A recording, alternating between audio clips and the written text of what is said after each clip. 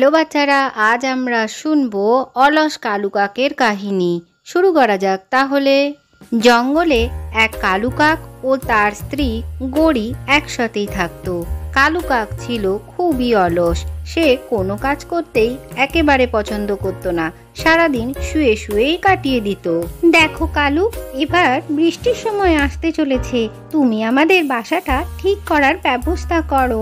আমি কিন্তু কিছুদিন বাদে ডিমও দিতে চলেছি। আমাদের ডিমগুলো তখন কিভাবে সুরক্ষিত হবে? কিছুদিন পরে তো আমি খাবার জোগাড় করতেও যেতে পারবো না। তোমাকেই সে কাজ করতে হবে। এখন থেকে তুমি ওঠো বলছি। আরে গড়ি, তুমি একদম চিন্তা করো না। আমি ঠিক আমাদের বাসা ঠিক করে নেব। আর বর্ষা আসতে এখন অনেক দেরি আছে, তাই ওসব নিয়ে তুমি ভেবো না। আজকের দিনটা তুমি খাবার নিয়ে আসো, এরপর থেকে আমি ঠিক খাবার নিয়ে আসবো। কালু, তুমি কোনো কাজ না করে করে খুবই অলস হয়ে যাচ্ছ। এই অলসতাই দেখবে আমাদের একদিন খুবই ক্ষতি করে দেবে। কালু অলস প্রকৃতি ছিল বলে গড়িকে সমস্ত কাজ করতে হতো। সে রান্নাও করত, আবার নিজেদের জন্য জঙ্গল থেকে খাবারের জোগাড়ও করে আনতে হতো। কিন্তু একদিন হঠাৎ করেই জঙ্গলে প্রচণ্ড বৃষ্টি শুরু হয়ে যায়।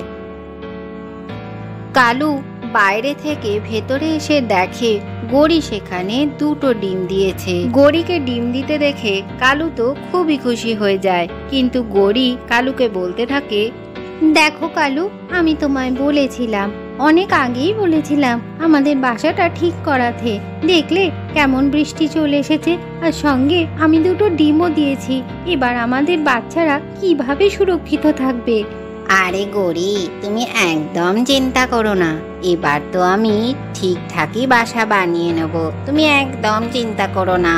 তারা যখন কথা বলছিল তখনই জঙ্গলে হঠাৎ করে খুব জোরে একটা বিদ্যুৎ চমকায়। তারা বাইরে এসে দেখে বৃষ্টির পরিমাণ প্রচণ্ডই বাড়তে শুরু করেছে, আর তারা দুজনেই খুবই ভয় পেয়ে যায়।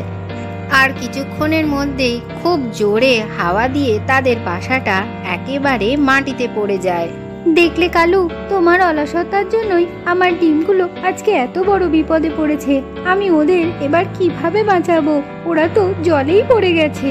এই কথা বলে গড়ি সেখান থেকে উড়ে চলে যায় তার ডিমগুলোকে বাঁচানোর জন্য। সে নদীর মধ্যে গিয়ে দেখে ডিমগুলো সেখান দিয়ে চলে যাচ্ছে ভেসে ভেসে। সে অনেক চেষ্টা করে ডিমগুলোকে বাঁচাবার, কিন্তু সে পারে না। ডিমগুলোকে বাঁচাতে না পেরে গড়ি নদীর ধারে বসে বসেই জোরে জোরে কাঁদতে থাকে। তখনই সেখানে কালু কাক এসেও হাজির হয়। গড়ি, তুমি কেঁদো না। কি করব বলো? আমি তো বাসা ঠিক করব বলে ভেবেই রেখেছিলাম, কিন্তু হঠাৎই তো বৃষ্টি শুরু হয়ে গেল। কালু, আজ যদি তুমি সময় মতো আমাদের বাসাটা ঠিক করাতে, তাহলে আমাদের বাসাও ঠিক থাকতো, আর আমাদের ডিমগুলোও সুরক্ষিত থাকতো। কিন্তু তুমি তা করনি। তোমার অলসতার জন্যই আজ আমি আমার সন্তানদের হারিয়েছি। আমি আর তোমার সাথে কোনো সম্বন্ধ রাখতে চাই না। হ্যাঁ গড়ি, তুমি ঠিক কথাই বলেছ। আমার অলসতার কারণেই আজকে আমাদের ছানাদের আমি হারালাম। এরপরে গড়ি কালুর কোনো কথা না শুনে তাকে সেখানে একা রেখে দিয়ে চলে যায়। আজকের গল্পটি থেকে কি শিখলে বাচ্চারা? কখনোই অলসতা করতে নেই। ভিডিওটি ভালো লাগলে চ্যানেলটিকে লাইক ও শেয়ার করে সাবস্ক্রাইব করে দিও।